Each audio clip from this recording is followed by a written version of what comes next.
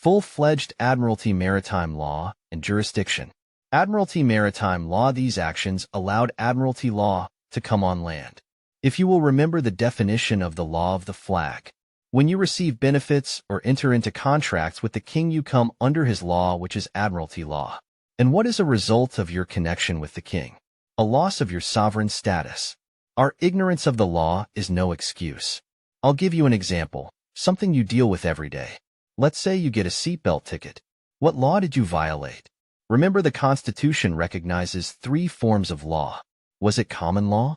Who was the injured party? No one.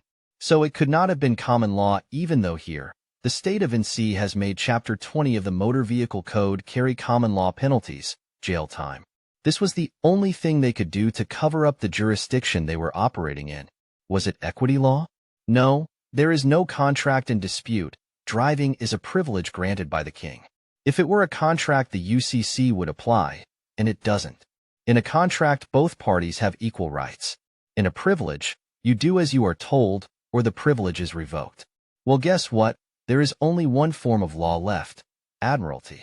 Ask yourself, when did licenses begin to be required? 1933. All district courts are admiralty courts. See the Judiciary Act of 1789. It is only with the extent of powers possessed by the district courts, acting as instance courts of admiralty, we are dealing. The Act of 1789 gives the entire constitutional power to determine all civil causes of admiralty and maritime jurisdiction, leaving the courts to ascertain its limits as cases may arise. Waring et al. Vive Clark, Howard 512 L. Edition 1847.